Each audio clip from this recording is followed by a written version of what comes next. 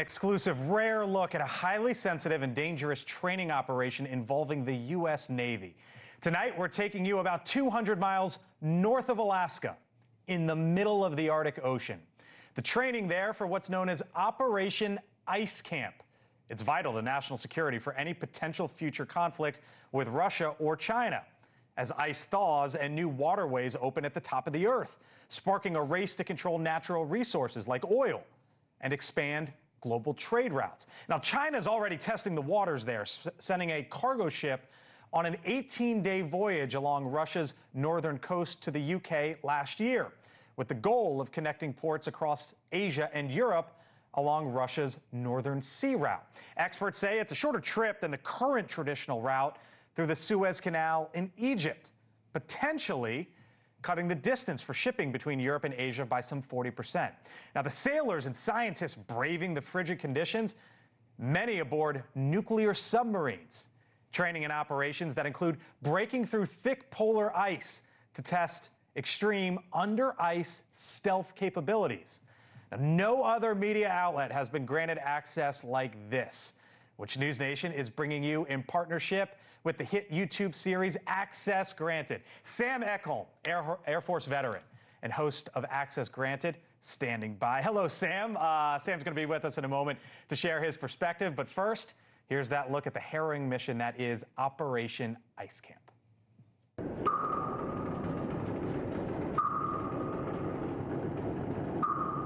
Deep underneath the frozen ocean inside this 360-foot Los Angeles-class fast-attack nuclear submarine, the U.S. Navy is rehearsing a crucial capability, which could be the key to winning any future conflict in the Arctic. 4.5 up, 4.48 up. These sailors work around the clock in one of the world's most remote regions, defending America's front lines. I have no sixes yet.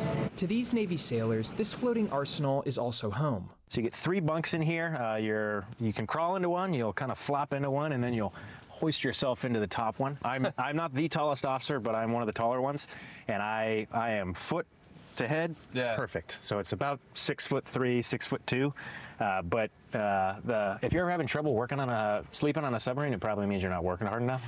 So you should probably just work a little bit harder, and then you can sleep a little better. Waking up inside a submarine deep underneath the Arctic Ocean is the most isolated these Navy sailors can be, after a journey that already has taken them far from home. After 24 hours of travel, 4 flights, and 1 snowmobile, we have officially made it to Ice Camp. Situated on the frozen ocean ice itself, about 150 miles north of Dead Horse, Alaska. In these tents, scientists from around the world are conducting experiments. This is an air beam shelter. We use this for quite a few different things. This ice camp, we do research out of this. Sometimes we'll launch autonomous vehicles from here. Really?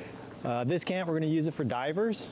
So we have a team coming out to recover exercise torpedoes, and they're going to be using this as kind of a preparation type dive. In the meantime, Navy sailors are preparing to break through the ice in a nuclear submarine that has been moving quietly underneath the surface, forced to maneuver around a shifting ice shelf. Breaking through the Arctic ice is more complicated than you might imagine. It's upwards of 10 feet thick, and the crew needs the perfect spot. A thinner section to then use thousands of tons of steel to force their way to the surface.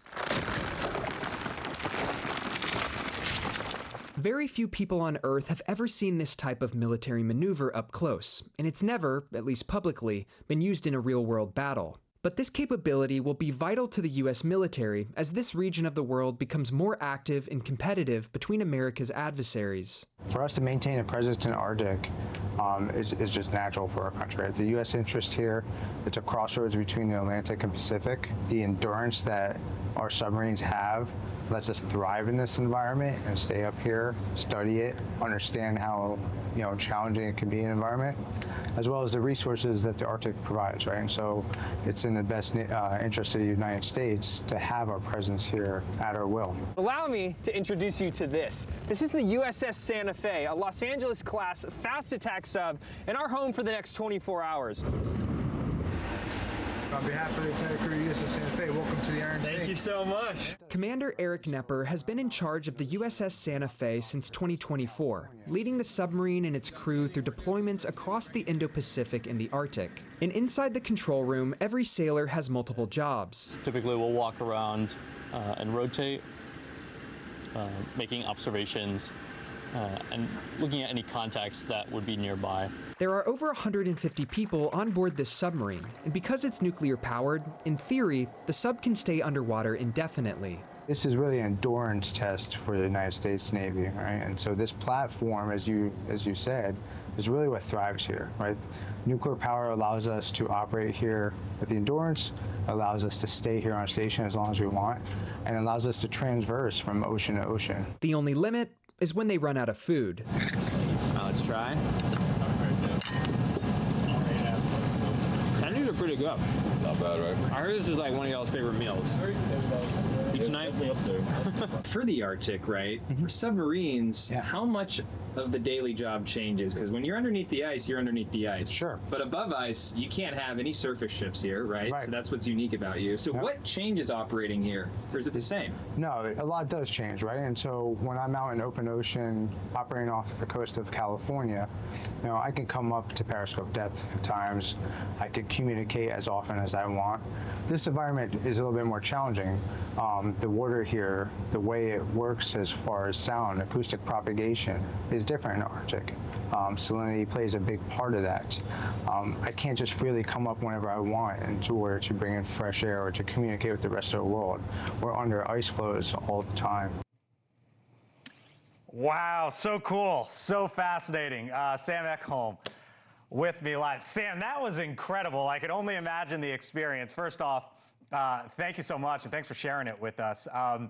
You know, you're one of the first outlets basically to show these scientists and sailors in action. What stood out to you, especially when it comes to defense capabilities?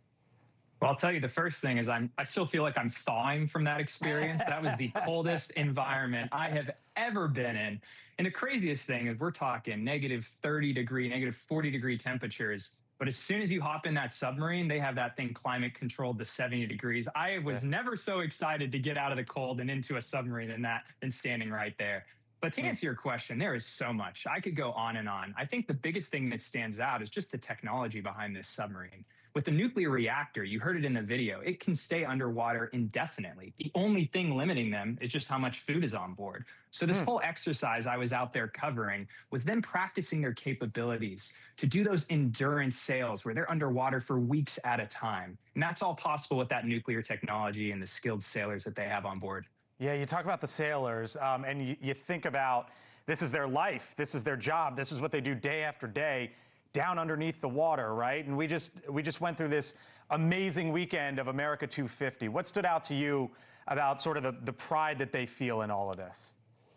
You know, before I started this Access Granted series, I actually spent 5 years active duty in the Air Force myself. And so I got to witness firsthand what that camaraderie was like, what that pride felt like.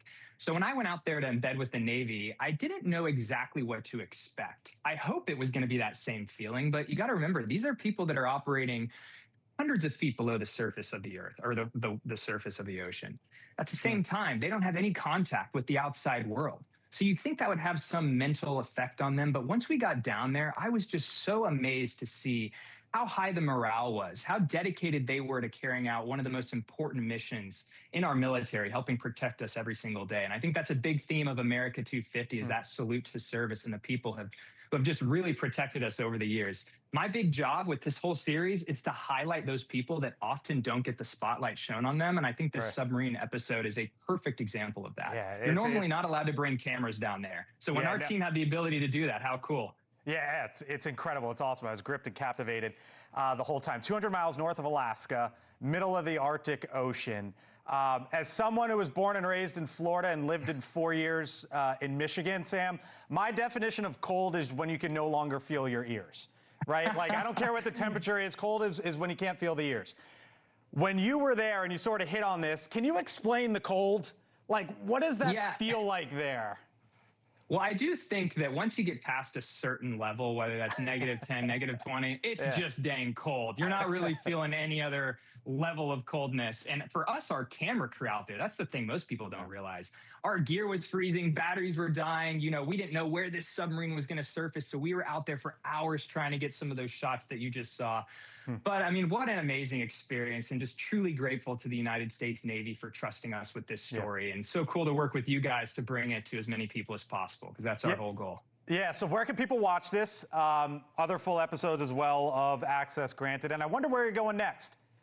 Yeah, so if anyone's interested in watching more episodes of our flagship series, Access Granted, primarily YouTube's our main platform. Of course, we're on other socials as well. You can search my name, Sam Eckholm, or Access Granted. And then, as far as what we're doing next, a big thing for us this year has been expanding into other sectors, whether that's technology, even international military. So we're actually coming your way. We're flying out to the East Coast early tomorrow to do a project with the Royal Air Force's Red Arrows. So their aerial demonstration team for the UK. So I'm going to be strapping in the backseat of a fighter jet, pulling G's, going upside down, and they're here for America 250 as well. We're invited by the United States to tour around. So that'll be a really, really fun project that we can't wait for. Awesome. Sam, it was incredible. Like I said, captivated and gripped watching that the whole time. We appreciate it. Sam Eckholm, we appreciate you, sir. All the best. Thanks so much, Blake. Appreciate it. Thank you for watching. Subscribe below and download our NewsNation app right now on your phone, and you will get fact-based, unbiased news for all Americans.